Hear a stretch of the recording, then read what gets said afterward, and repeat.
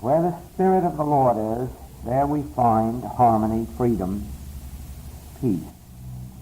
And so our work is the attainment of the Spirit of God.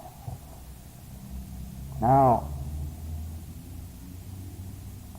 there are many ways of attaining that Spirit.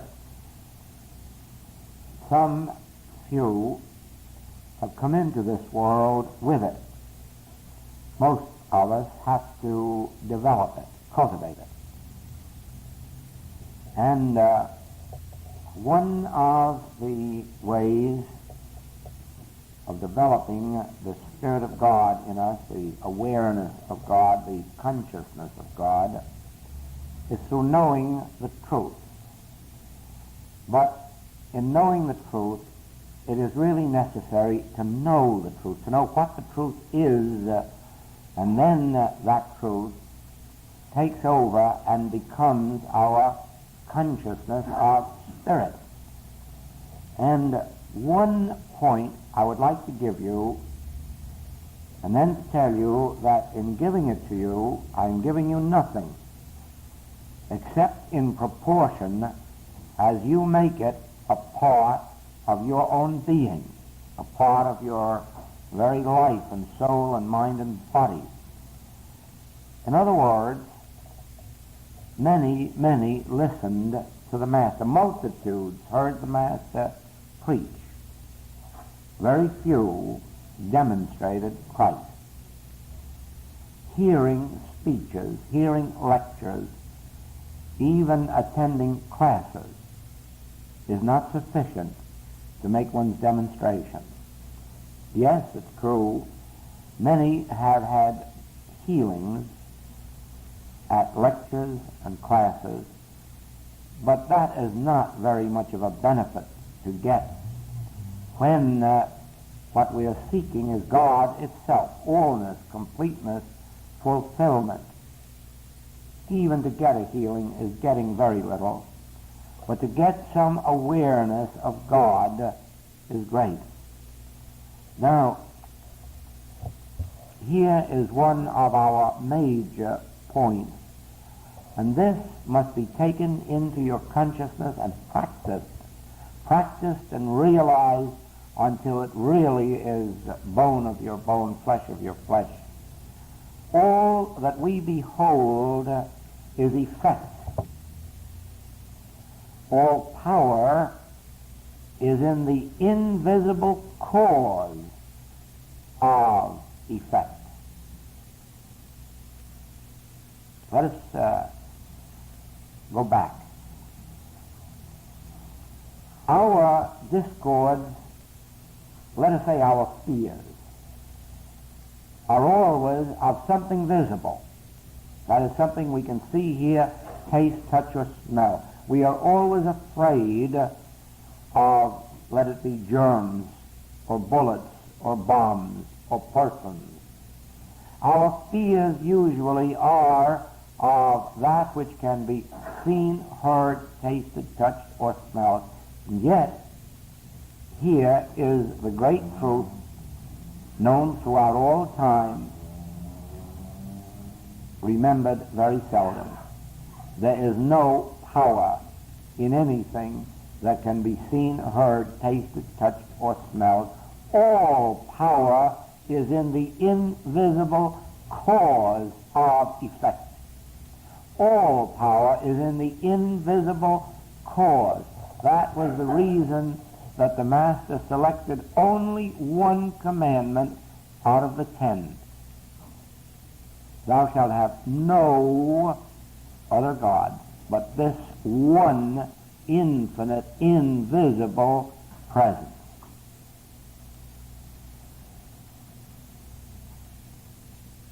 Now,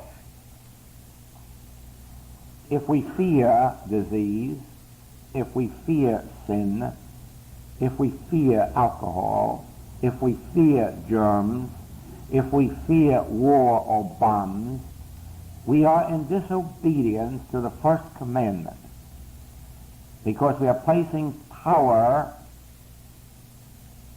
placing our faith in the visible, instead of the invisible, that which is God. But to attain even a measure of realization of God as the only power is automatically to take power from effect. Now, those of you who have done any healing work know that this is the truth.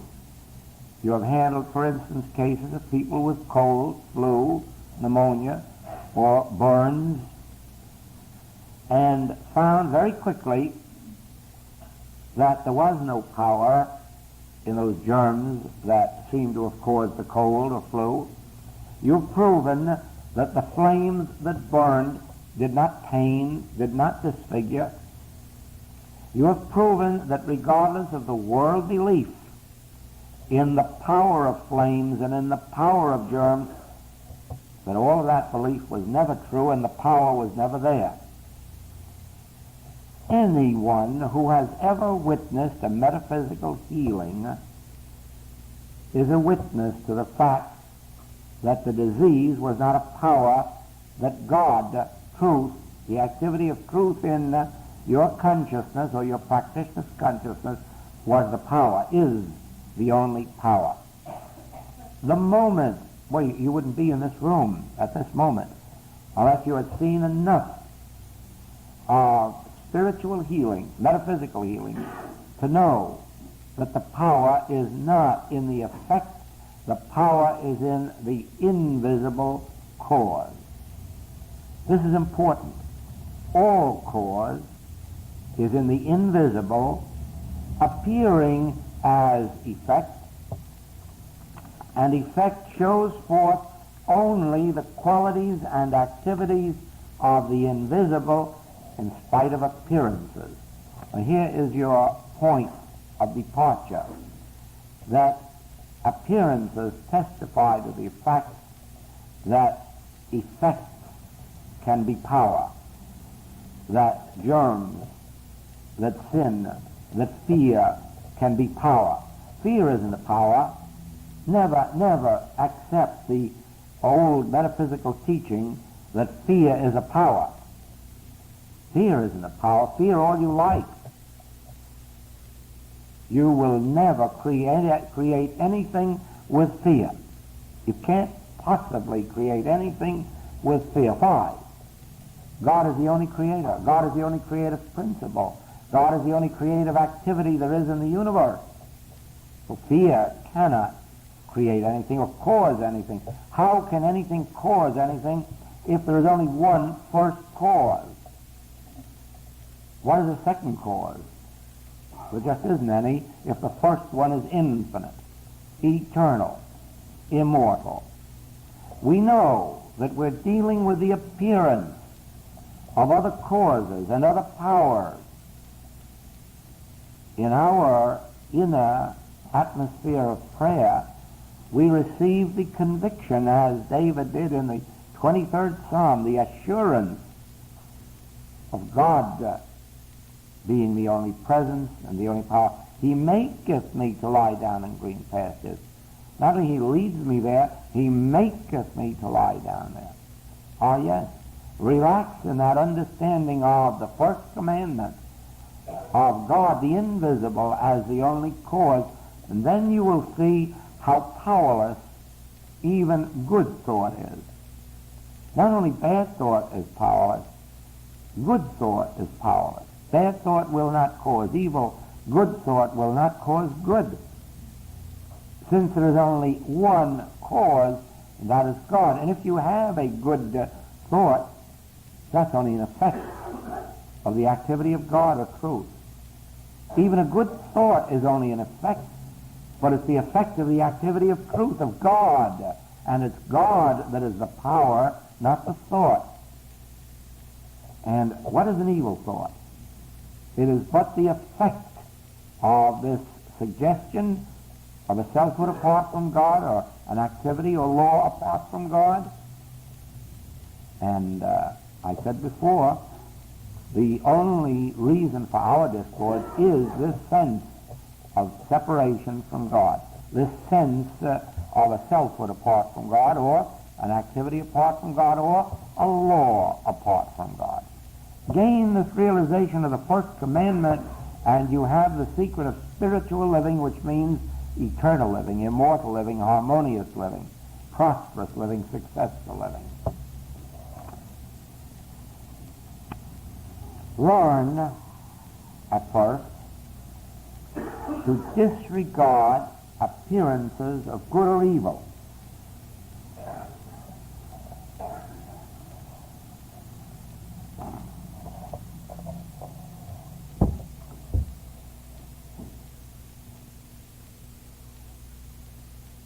We have the appearance here, let us say, of a disease or a diseased person, and we have the appearance here of a healthy person.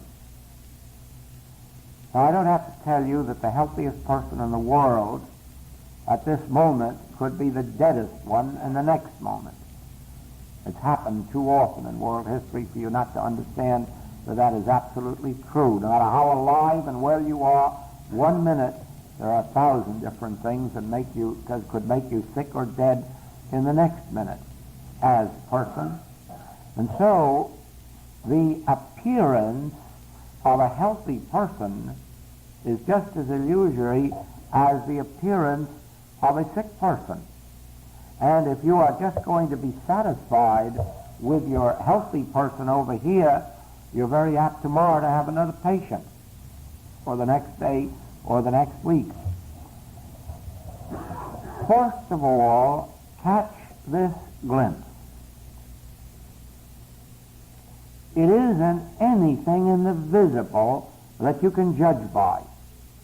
There isn't anything in the visible that you can accept as a basis of spiritual truth or manifestation. And so, when you have the appearance of discord, don't try immediately to think some thought that will restore it to health or accord. And when you have the appearance of health, do not immediately jump to congratulate yourself that this is a spiritual demonstration. That would be as fatal as having someone phone and say the fever has dropped from 104 to 102 and then being grateful for it. Or someone telephoning and saying the lump is smaller today. You see, that is not the function of spiritual existence. The function of spiritual existence is to look right down this center and see the Spirit of God made manifest as individual spiritual being, and not judge from appearances as to whether you're seeing that, because you never will see it with the eyes. You will behold it with your inner developed, your cultivated spiritual sense, not with your eyes. And so we must train ourselves. And that is why I started by saying a course of lessons will not do it for you. A course of lessons is the instruction which you are to carry home in your heart, mind, and soul and put into practice until it becomes a reality. I say to you, train yourselves to look beyond the appearance of both good and evil and recognize God as the central theme of existence. Recognize God as the only law, the only presence, the only power, the only cause, the only effect, the only substance.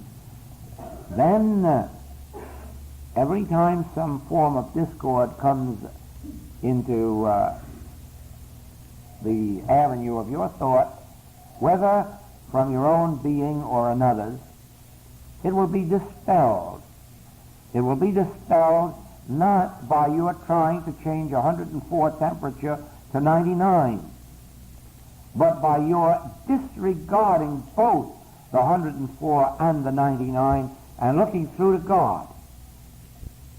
Behold God as the life of man, and you will not be concerned with his temperature or weight or lumps or bumps or germs.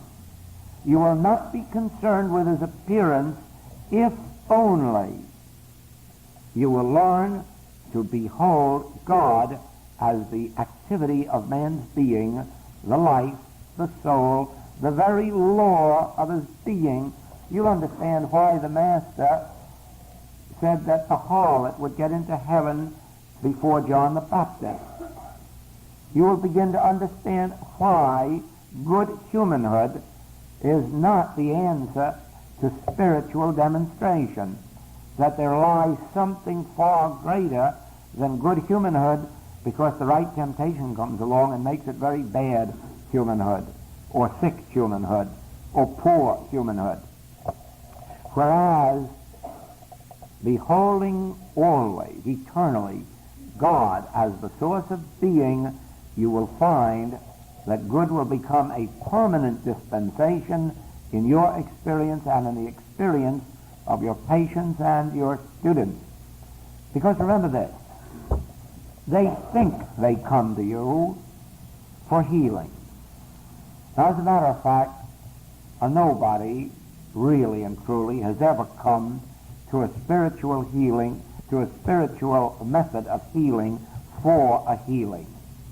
That was a decoy that sent them around looking for God. That's all. A person coming to a spiritual teaching is really seeking God, God realization, and the harmony of God. But not knowing that, they have been driven by some sense of discord or inharmony to have it removed.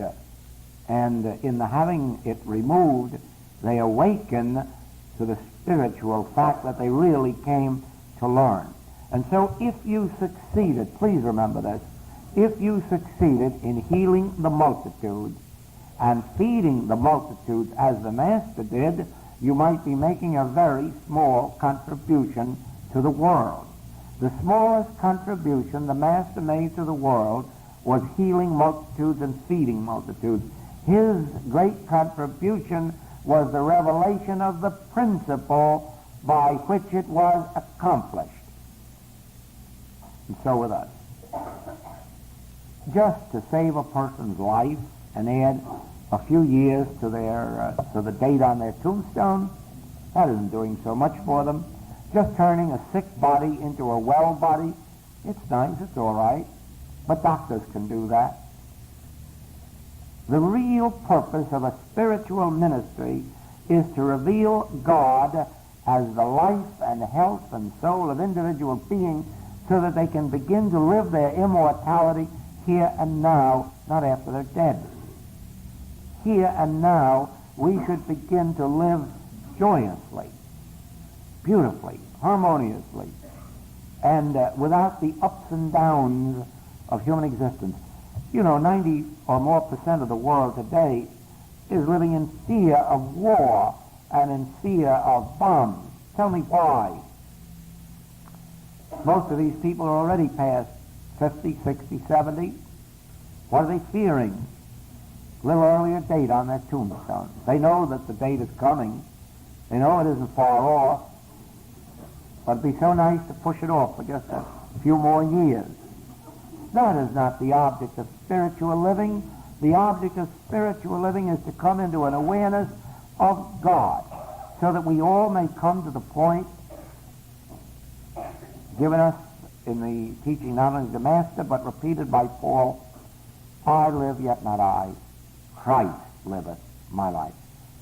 I can do all things through Christ. That assurance that there is a presence and power living in us and through us and as us, that is why we are in the spiritual work and spiritual ministry. We are here not to live our lives, but to come to an atmosphere or a degree of consciousness in which God takes over and God lives our life. Then we live a life of immortality, peace, justice, harmony. Not continuous lawsuits, not continuous feasts and famines, not continuous fear of wars and bombs and bullets. None of these evils will come nigh your dwelling place if your dwelling place is God. It'll certainly come nigh your home address, but it will not come nigh your dwelling place if your dwelling place is God.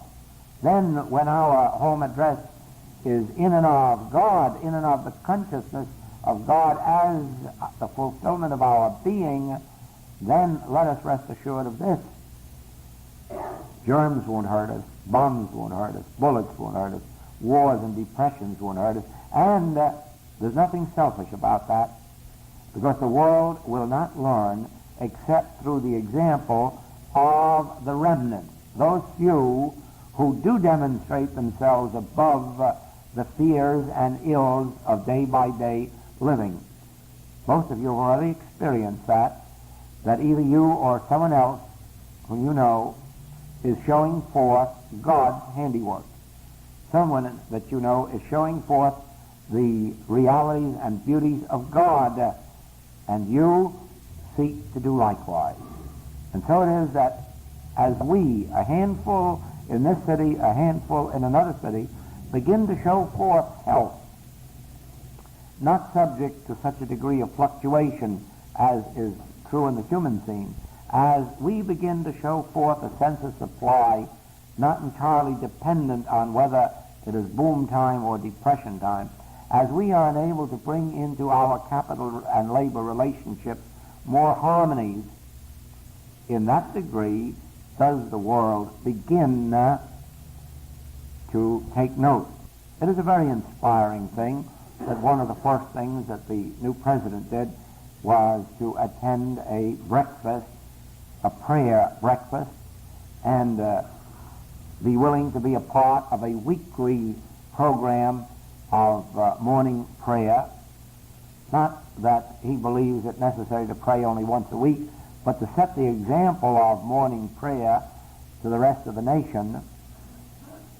It is true with us. As we learn to pray without ceasing, some friend, some relative, sees enough of the light in our experience to want to follow suit. And you can be assured of this, that in due time the world will be brought to this realization of my kingdom. Now remember, my kingdom is not of this world. So my kingdom is not one merely of reducing fevers or overcoming ills, but my kingdom, the Christ kingdom, ushered in on earth, is a kingdom of perpetual harmony, progress, wholeness, completeness, and perfection. Now, our attention is drawn to God as the central theme, as the cause, the law, the being. Our attention is drawn not to the appearance of good humanhood or bad, healthy or sick, but always to the realization of God, the invisible, as the law, so that when we behold these evidences of discord, our first and ruling thought must be, no, the law and power is not in the external effect, but in the invisible cause.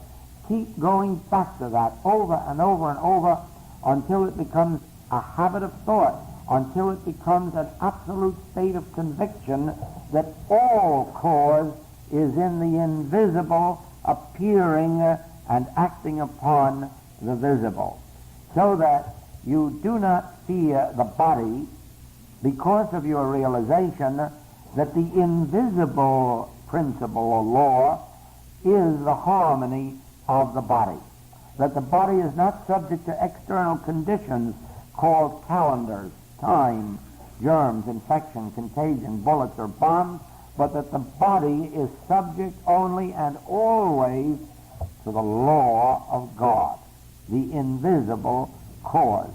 You must consciously make this transition. You must consciously move over from the belief that your body can be affected by external conditions to the understanding that your body is governed by a spiritual law, the law of the infinite invisible. make that the law unto your being. Now, this God power, out of the depths of our own consciousness comes all harmony. Why? God is individual consciousness, your consciousness and mine. And so this rule or law of harmony, power, is within you. It is not an invisible God power somewhere outside, or one that you must contact, or one that you must get at one with. Will you come one step higher with me tonight? Will you realize tonight that you do not have to get at one with the law of God, that you do not have to get in tune with the law of God, that you do not have to bring the law of God to bear? You have only to do one thing: recognize God at the center and as the center of your very being. We are already one with God. The kingdom of God is already within you. The activity of God is already at work. You cannot set it in work by prayer. Prayer can bring you only into its atmosphere. It already is established within you. Even this statement is bringing the atmosphere of prayer to work. Even the statement, why I am at one with God. I am in tune with the infinite. Saying so won't make it so. Using that affirmation won't help. That isn't knowing the truth. Knowing the truth is knowing the truth. I am at one with God. Thank you, Father. And let it go. I am in tune with the infinite. Let it go. It's a recognition, not a making something so. Not a making it come true, not a bringing it into action. It is an action. It is an action. Within you and within me, our recognition is enough. That sets the stage for the atmosphere. So then, our good comes forth from within our own being. Now, to illustrate that, if we want a truth, let us suppose that for some reason we want to know the truth about something, and for the moment we do not seem to know it. How shall we come into the awareness of it? Well, the best way, of course, to get silent and wait and let it announce itself. Truth is within ourselves, you know that.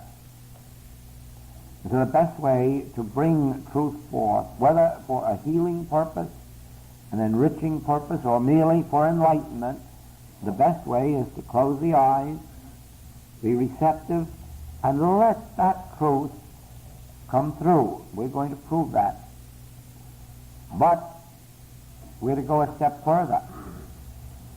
Supposing our need were for some form of harmony, health, home, activity, opportunity, talent. Let us remember this. We grow it from the same place, from within our own being. All that is necessary for our unfoldment is already established within us. Nothing can ever be added to it. Nothing ever will be, and there's no use of going to man for it or to God. Neither God nor man can add any good to us any more than God could add supply during the Depression. The rivers were full of fish and the land was full of good. And so there's no use of our praying to God or looking to man for any good, since all good, every form of good, is established within our own being. And what we have to do is to get so very still, very quiet, that our good can flow forth from within our being.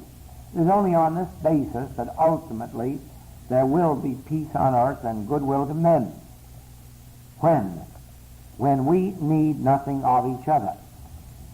When we can each go to our own source for everything that we need, then we can all be very, very good friends. It is only as we believe that one has something that we need and we have something that they need, and we each go about getting it. That's what causes lawsuits, and that's what causes wars, enmities, hate. But when every individual is so completely independent through the realization that they need neither God nor man, since God has already established within him the allness of being, and he needs only to let God's grace flow through, then we can live in peace with each other and show the world how to live at peace with each other. Now, the first thing we are going to be called upon to do tonight is to prove, to demonstrate that truth is within ourselves and that we have the power of releasing it into expression. And so we are going now to meditate. And I would like to give you this form of meditation which we will practice through the week, and which I trust that you will practice many times a day, and wake at night and try it again until you come into the realization and demonstration of it. Now, in this meditation, you first of all get comfortable.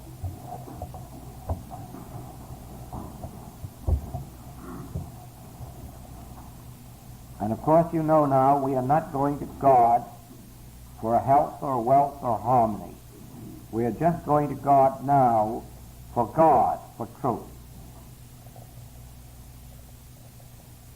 Close your eyes and take some statement of Scripture, any quotation that comes to your mind. And while we are practicing this meditation, if outside thoughts come, other thoughts come, personal, human thoughts come, disregard them. Don't try to get rid of them. Don't try to stop them. Just let them alone. Let them go in and out and back and forth without any concern. If for any reason you lose the continuity of your work, do not get angry with yourself, but just go back and start over again. Everything in this work must be done gently, without force, without physical force, without mental force. And so even if you lose your place over and over, do not lose your temper too. Go right back gently and begin over. And start with a quotation of Scripture. And keep that quotation up in front of your thought and ponder it. You might be wondering why that particular one came to you. Or perhaps it came as an answer to something you were thinking about. And while you are pondering that, while you are still looking at that, be alert, listening, because it is very possible that another statement of truth or quotation of Scripture will come to your attention. Don't go looking for it. Don't go fishing. But if one comes, lift it right up to that first one. You may note some sequence there, some continuity. And while you have that second one there, if that comes, it's more than likely that a third one is on the way. Don't look for it, but be expectant, curious, because it'll be one that you hadn't thought about, one that fits in somewhere with those first two that came to you.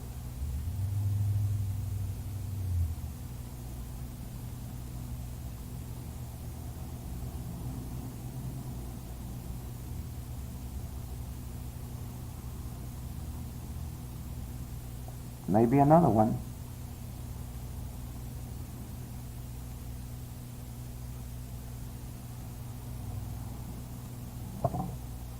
You never know. It may be 2, 3, 4, 5, 6, but when it comes to an end, you'll know it.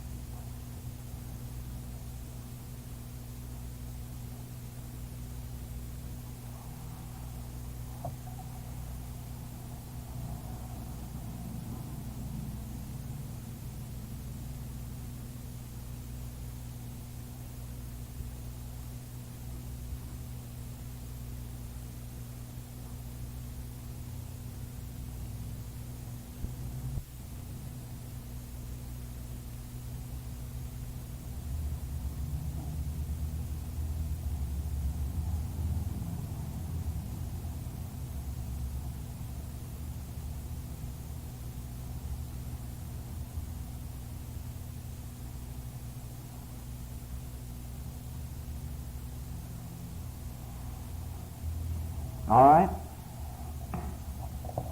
How many received 2 or 3 or more thoughts? Wonderful. Did they make a pattern? As if it were a treatment or an unfoldment of a... Now, that is what we are after.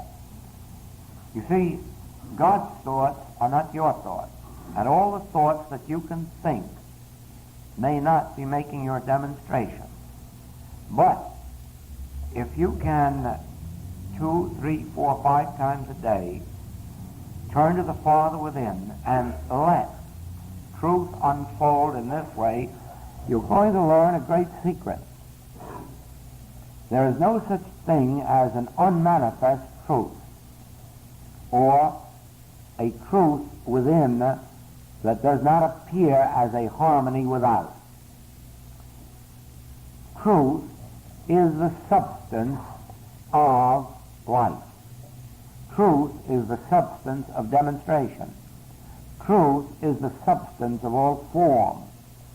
Truth is really and truly, truth realized in consciousness is the harmony, the wholeness and completeness of our experience. And so, if you can turn within and receive, not declare or affirm, receive truth from within, you will find it appearing externalized as harmony, as wholeness, as completeness. You see, this is the beginning of God's impartation of its harmonies to us, in us, through us, as our very being. Only when we begin to receive impartations of truth do we receive spiritual harmonies in our outer experience. All of our previous work in studying the letter of truth is but a preparation for this experience of the Spirit of truth, the actual impartation of truth. But always remember, truth is a spirit. Truth is the substance, and the harmonies of our existence become and are the forms which truth assumes. A truth within is a demonstration of harmony in the without.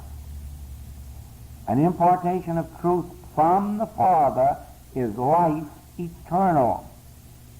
Remember that. If you abide in me and let my word abide in you, you're going to have life eternal. You won't miss. You will not miss. This word is life eternal. The word of truth that is imparted to you becomes flesh and dwells among us. The only thing, be sure that you are receiving truth, not quoting truth. The quoting truth, the reading truth, the affirming truth, this is only setting the stage for the receptivity to truth.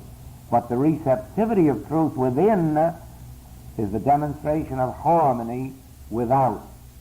And that is why our work this week is to be the bringing forth of truth, that is, the opening out a way in which this imprisoned splendor may escape, Browning tells us, opening out a way now for the imprisoned splendor to escape, for our harmonies, our supply, our health to come out into expression, form, manifestation, realization. Let us do that again. Take a passage of Scripture, any passage that comes to you, and while you are pondering it, let something unfold. Don't go fishing for truth.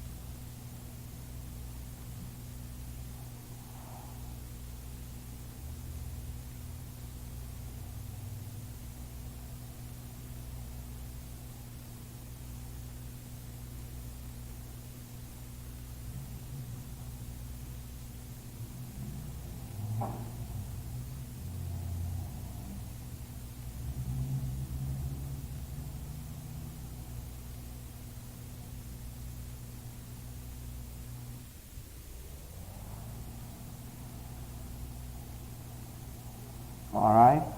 How many achieved at that time? That's very good. We must all accomplish it. Now I'll show you something. Our thoughts, that is, the thoughts that we think, do not affect each other and do not influence each other. But that truth imparted to you within your consciousness, you will find will be a law and a power unto all who touch your thought. All with whom you come in contact will feel that power. You see, truth is God. God is truth. And so that presence of God realized by you will be felt in some measure by most of those who meet you. Only those who are so gross that they cannot know truth even when they come face to face with it will not be influenced by it. But most people will feel that truth that flows into your consciousness. Your consciousness becomes a blessing unto all of those whom you meet when your consciousness is imbued with truth, the inflowing of truth from the depths of your being. And you will see the difference between yourself when you are merely knowing the truth with your mind and yourself when you are being imbued through the Spirit from within you. Now let us practice that diligently, because we must go from there to a further step. Thank you. Until tomorrow. Aloha, students. This is Joel in Honolulu. No, actually, I'm out in Kailua at our recording studio. And I have been editing these California tapes.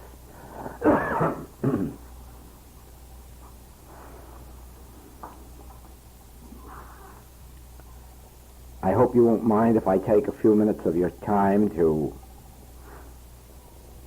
tell you some of the conclusions to which I've come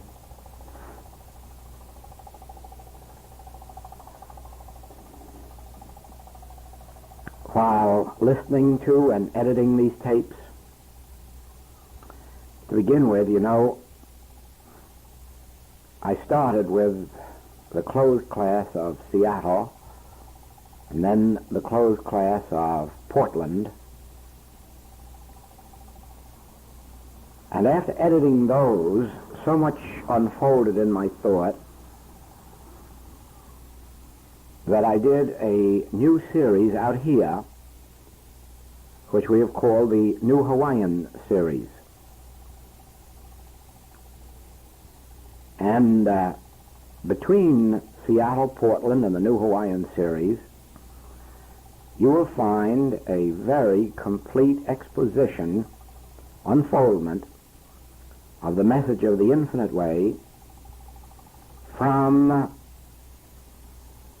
the standpoint of living the message, demonstrating it, actual realization and contact with the God presence,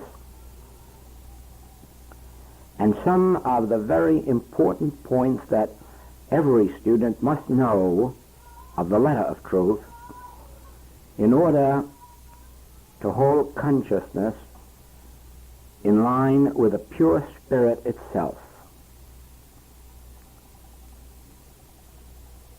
From the beginning of metaphysical unfoldment, the beginning that had its start with Mrs. Eddy in her presentation of Christian Science, the truth of being has been unfolding in a continuous and progressive pattern. And as experience enables the student, they find much in the early teachings that were but preliminary steps, probably necessary at the time, but leading from the mental to the spiritual. You already know that, as Mrs. Eddy discovered in the mental realm, that ignorance, sin, and fear is the cause of all disease, so you also know that as she rose higher in spiritual realization, she discovered, and I'm quoting now, neither sin nor fear has the power to cause disease or relapse.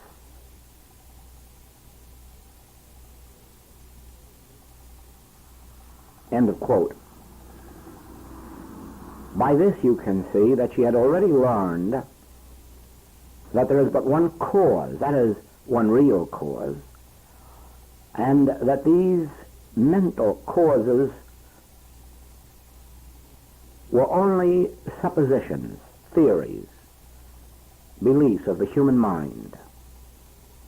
And spiritual healing is based on the one power, the one causative power. Of course, in the mental teachings, you will still find mental causes for physical diseases. But you will also find a combination of the mental and the spiritual truth. That is, the mental science and the spiritual wisdom. As we come to the day of the infinite way, the pioneer steps in truth have led us to a higher amount of revelation, in which that which is unnecessary, that which was at best true only in part, has been done away with. And you come now to an unfoldment of absolute truth, the correct letter of truth. And so, in the recordings of Seattle, Portland, and this new Hawaiian series, you will find one wonderful and progressive unfoldment of spiritual wisdom.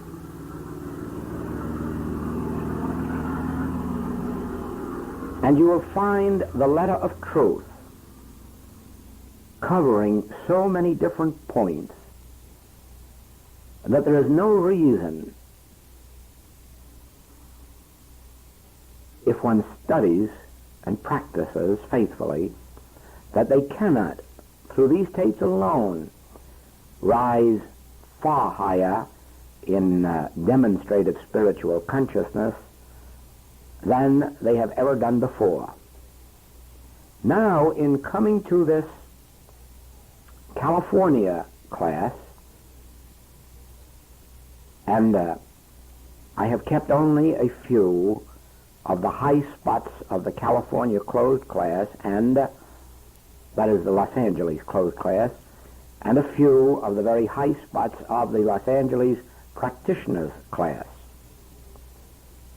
I would like you to note that here we have been taken into the very highest atmosphere of prayer. And prayer, really and truly, is the secret of spiritual living. You see, God is. No one doubts that. Even our materialists agree on some principle or law governing the universe. God is. You surely have no doubt about that. The question arises, of what avail is God to me? And the answer is that if you continue in the old orthodox modes and means of prayer and worship, if you continue even in the older forms of metaphysical practice, you will miss the way for this lifetime. You must rise higher in the realization of the true meaning and essence of prayer. Here is the secret. Prayer is our contact with God. Prayer is God's mode and means of unfolding, disclosing, revealing its harmonies to us. And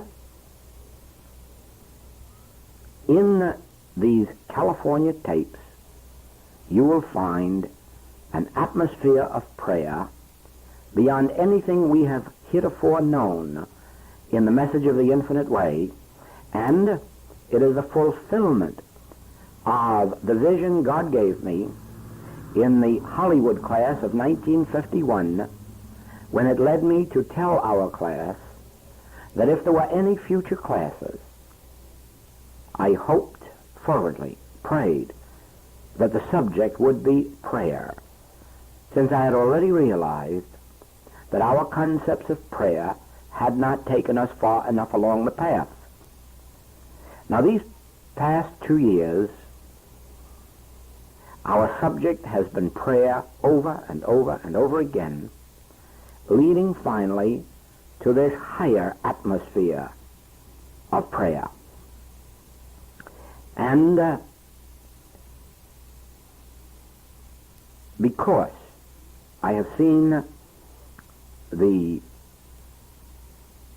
shall I say, beauties, harmonies that have unfolded to many of our students in these past months,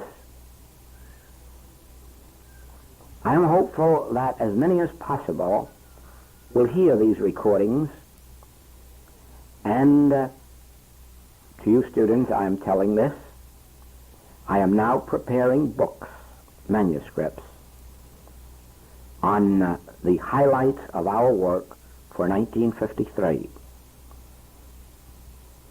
I have been here in Hawaii for many months this trip, but out of it will come not only these recordings, but 2 other classes which are in process of editing, and at least 3 new books.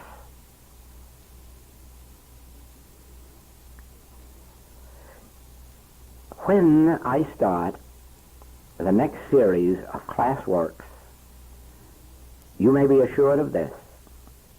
We will start from the standpoint of the higher atmosphere of prayer, from the highest concept of prayer that has yet been revealed to us, and we will go on from there. I am thinking of a somewhat facetious remark that someone recently made, that we must start from perfection and improve. And so we, in the message of the Infinite Way, must start from the highest concept of prayer yet revealed and advance from there on.